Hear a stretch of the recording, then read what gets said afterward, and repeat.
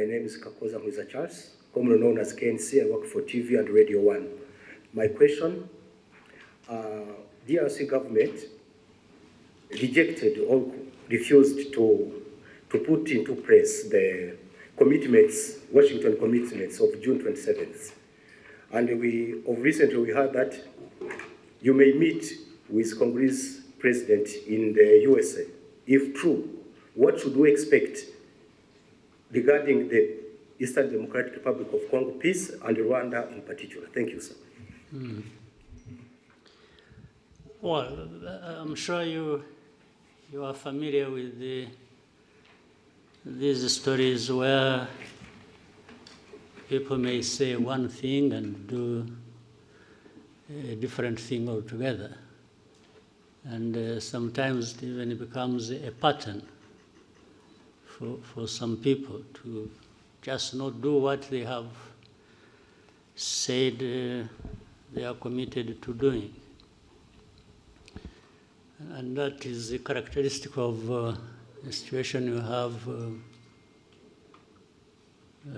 with the DRC.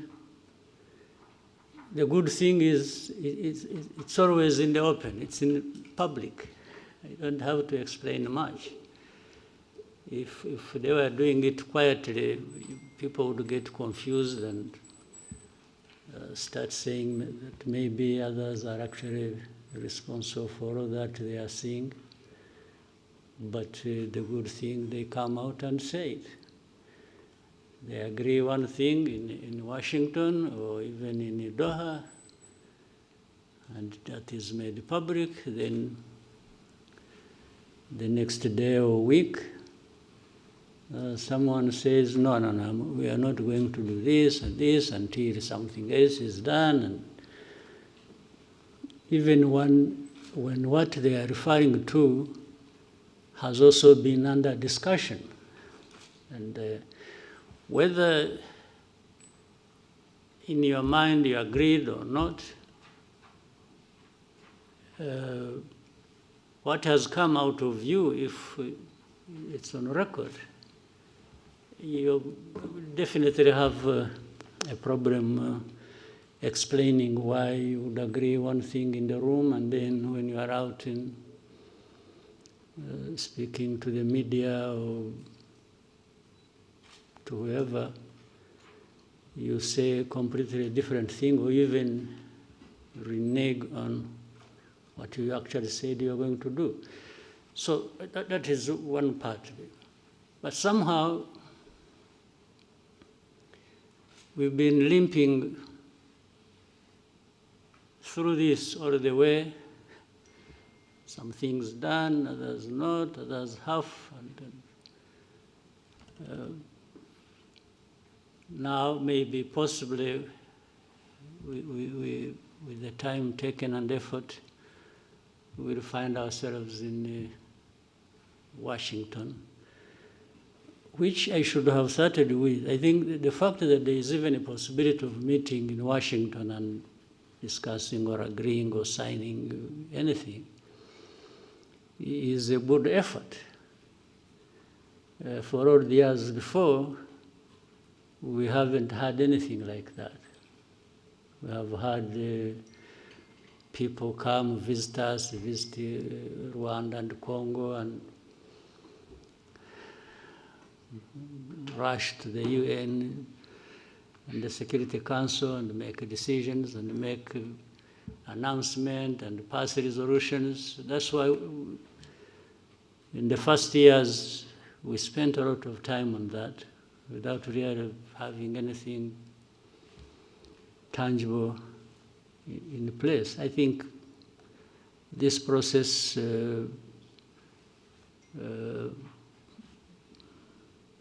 or the two processes, one in Washington, another in Doha, but talking about Washington, it's a good step in the right direction.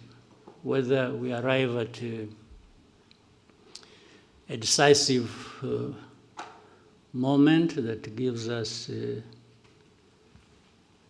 clear possibility and optimism that we are near finding lasting peace and so on. Yeah, it's something we can still continue to hope for and work towards, but at least there is that possibility, there is that framework that is in place. And the Trump administration seems to have done their best. You know, some of these processes will not work, not just because we are meeting in Washington or the powerful United States is involved. Yes, they have a big role to play. It's what I was praising them for, having made a huge effort.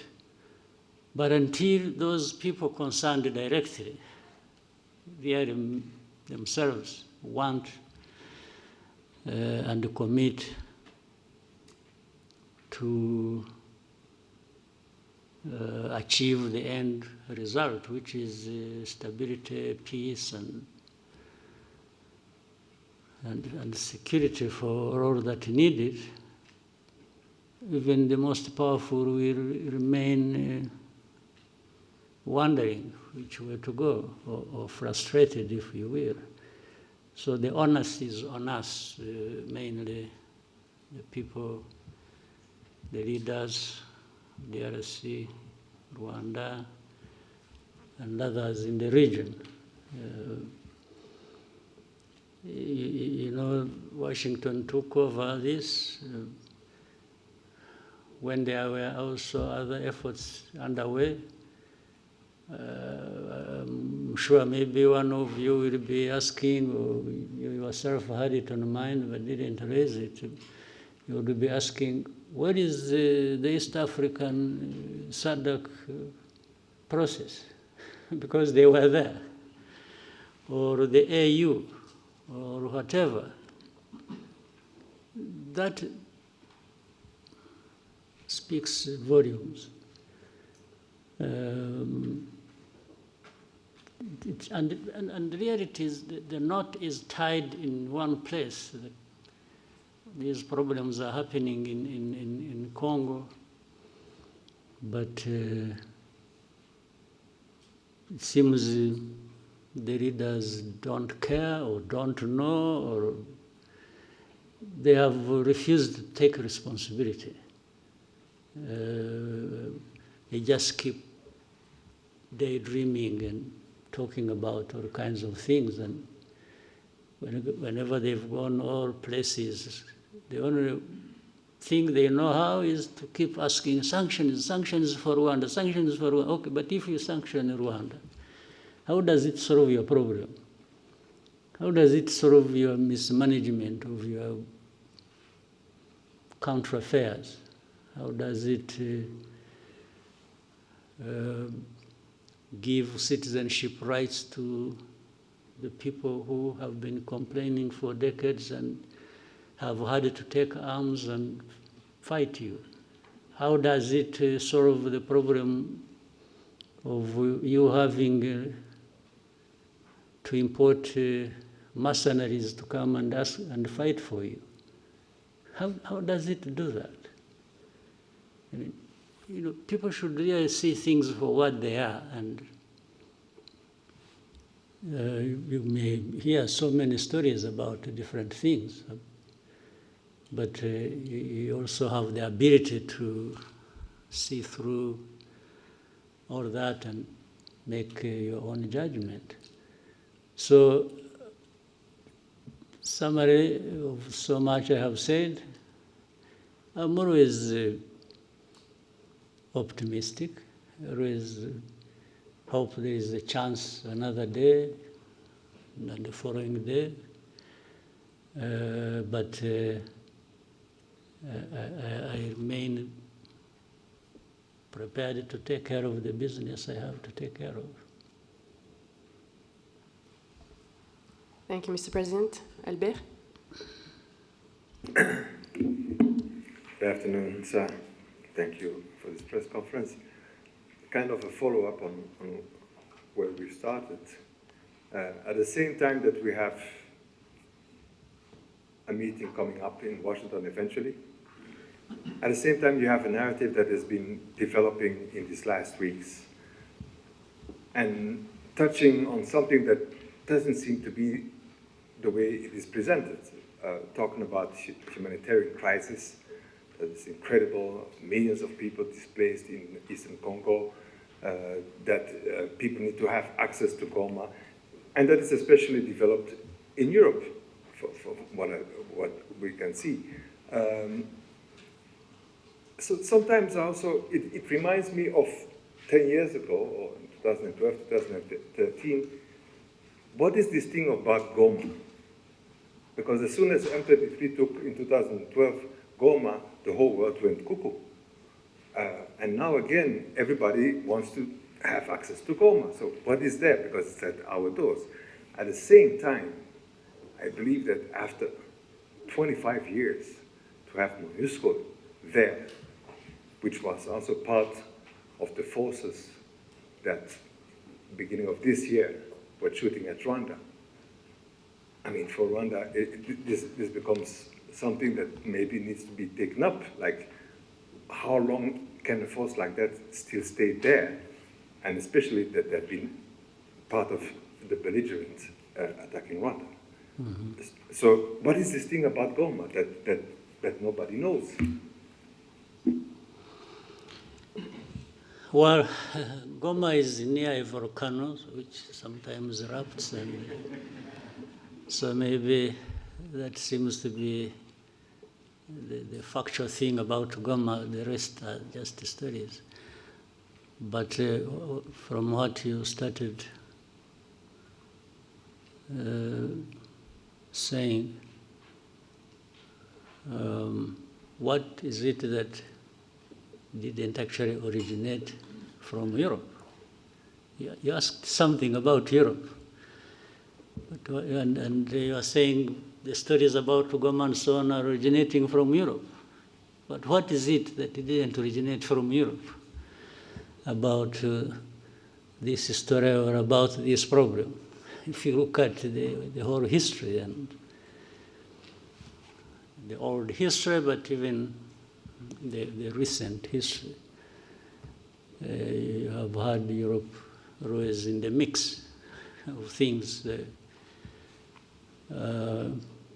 in and between our countries, and even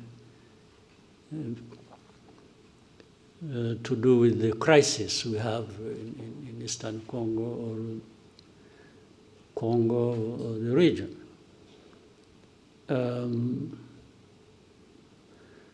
For about Goma, I don't fully understand. And talking about humanitarian crisis, yes, there is suffering. There is no question about it. But actually, it seems there was more suffering before the crisis, or at the beginning of it. As of today, I think the suffering is still there, but maybe less than. But to talk about humanitarian crisis so much is to find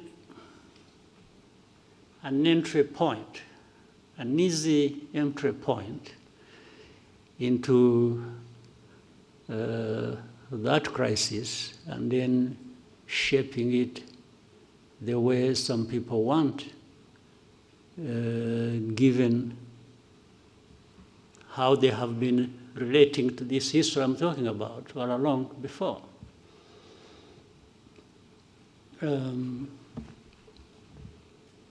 You cannot talk about just crisis or humanitarian crisis without highlighting the root cause of that. And people have always avoided bringing up matters to do with the root cause, because in the end it exposes people like that. So there is always a way to shape things in a manner that there is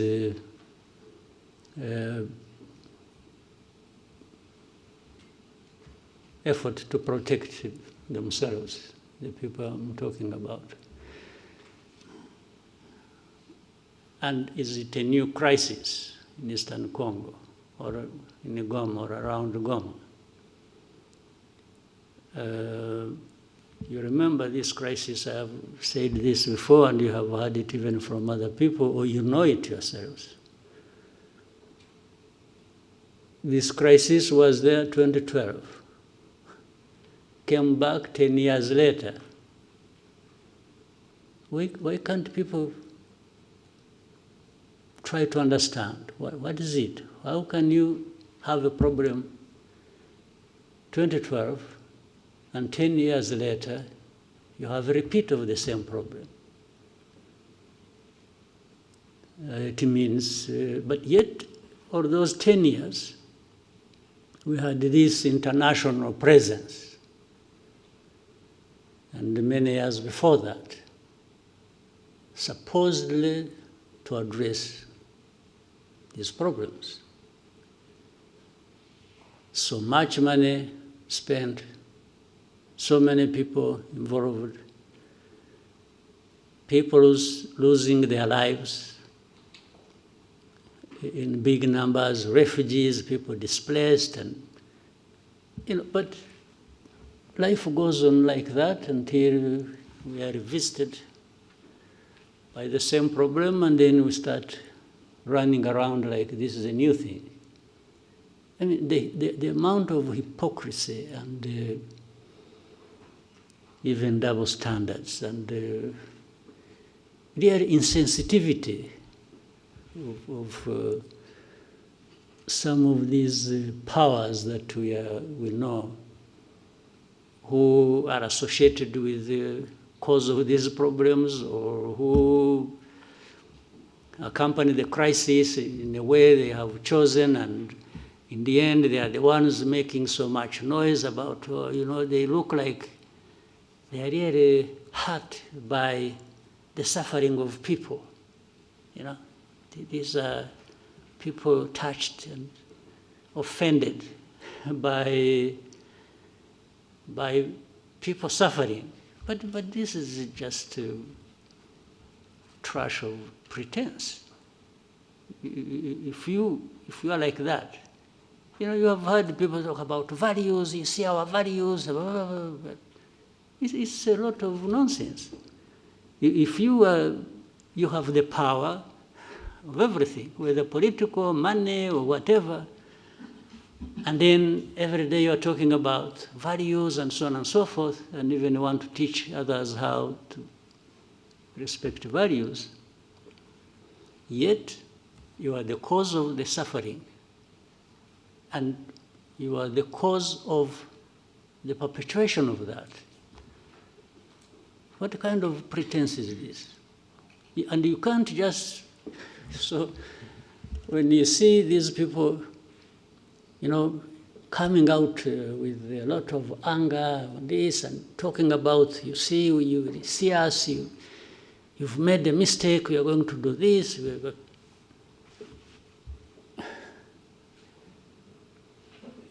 In the end, all they are doing is adding more suffering to the suffering that is already there. It's not actually addressing any problem.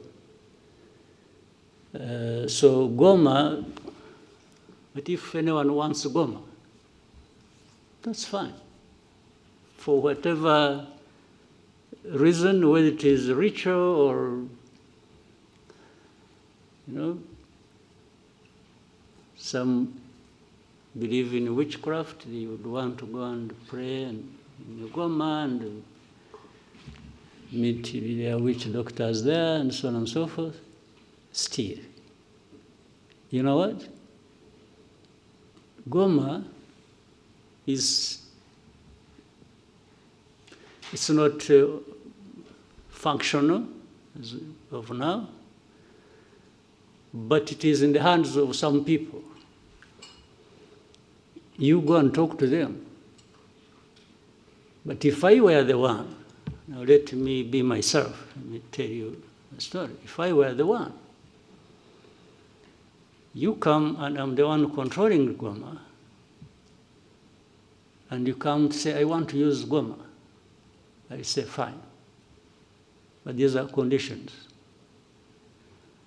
Goma is part of my problems that I face with the government. And now it is in my hands. I will not give it to you until you show me, alongside that, how you address my problems. Well, I may sound speaking for these guys, but I'm just reasoning. If I were the one, you want Goma, you want Kavumu, or Bukavu, or you want the whole of Eastern Congo back, fine. I have no problem with that. It will only come with you addressing my problems. Yeah, you understand? In my long history, in my judgment, that is what I learned over so many years of fighting for my rights and for, you know, people have, they sacrifice, they do what, but unless they have no reason they are sacrificing, that's a different issue. But if they are, everything should be put together. You want this, I'll give it to you. I have no problem. But we came to this point because of this reason. So if you don't address that reason, how do you just expect to you cause problems? And then you come and say, you know, and this I'm saying because, again, for me, what you see is what you get. We used to tell the Congolese from the beginning, when, you know, we would be in the discussion and it's like you see leaders behaving like, it's like, you know, you must do this, you must do that, and they are the cause of problems. So I used to tell the leaders of Congo that asking, or in order for us to have security in our country and have peace, and that we have fought for so many years in the past, you know, it's a must. We must give each other peace. I can't ask anybody for peace as a favor they are doing to me. No. For us to have peace, I beg you, and you have to do me a favor to give me my peace. That's a different world I don't live in myself. I cannot ask anybody to do me a favor to have Rwanda secure or to have my right. Well, initially maybe I can ask you to do a favor, tactically, I can say, please, I beg you, I can even kneel down if you want. But if you don't give me my right, then it means a fight. We will fight, no question about it. So there is no way where I'm concerned, you can do me a favor for my right. Who are you after all? Who are you to have everything, including my own right, that you can control? How? Who are you? What gives you that right or power to be able to do that? So I've given you more than you really wanted, but Goma is part of the problems we have in Eastern Congo. And yes, Goma should go back to its operations as an airport. But what is it that stopped it being so in the first place?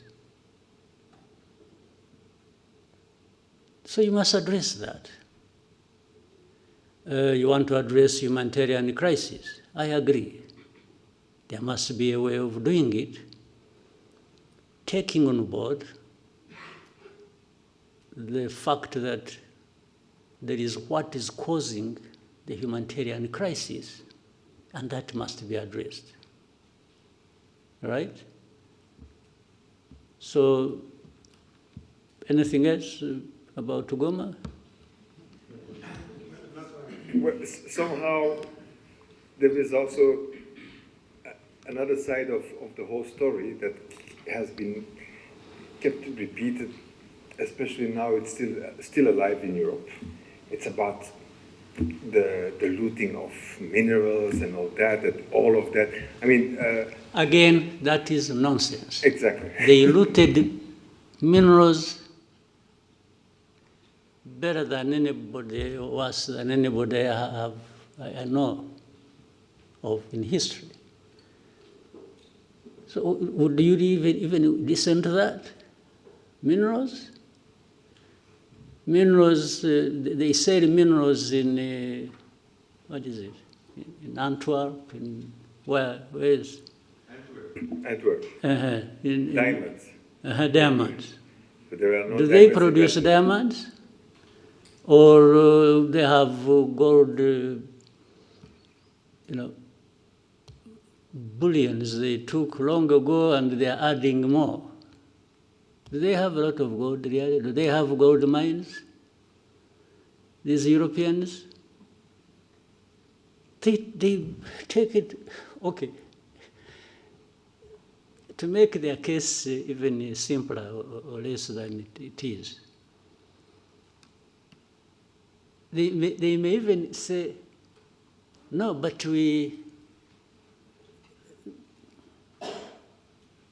gold or the diamonds or whatever we have is brought by legitimate people, okay?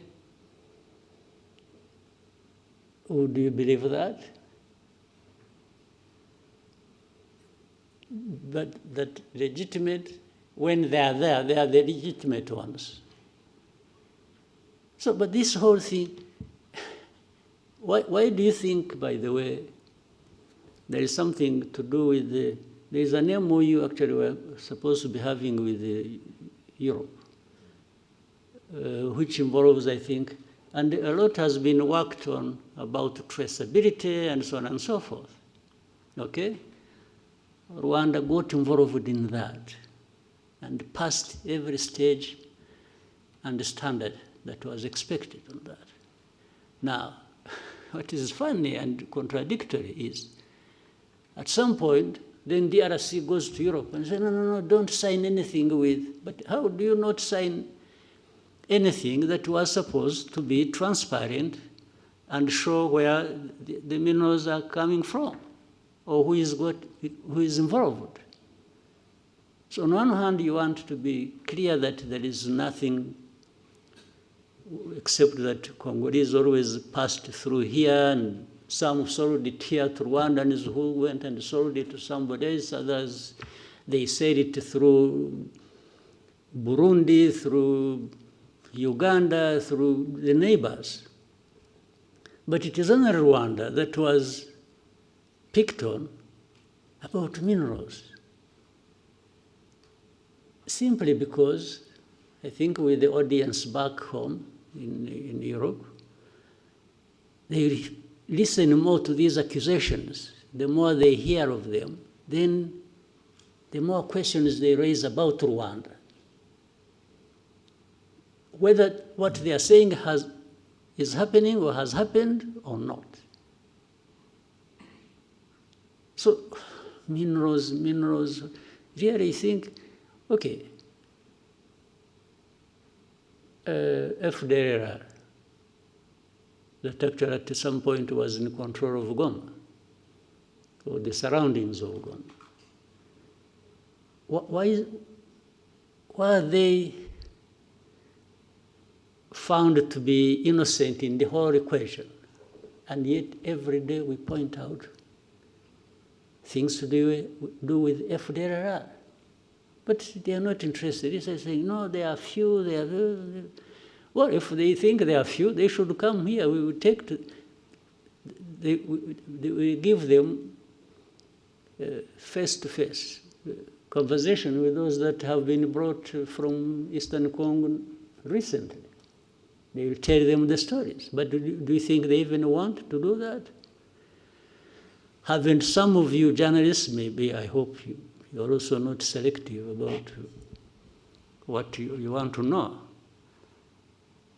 Haven't you asked to go and meet these people who have been brought from Congo, the FDLR, to tell you their stories that show you how they are so embedded and intertwined with the Congolese forces and other systems of government?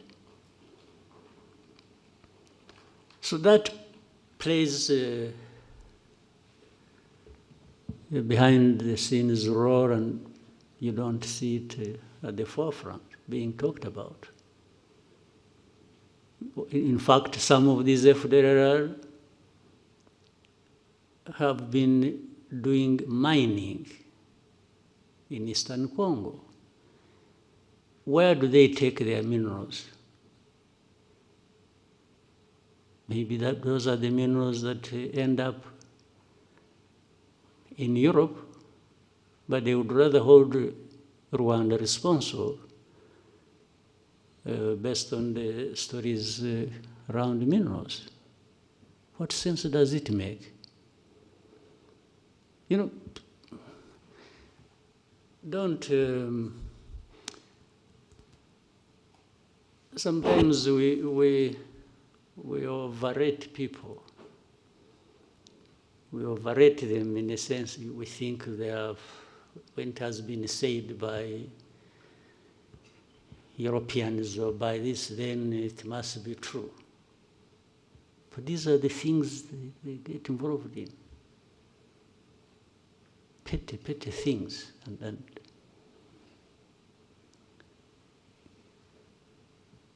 without borders.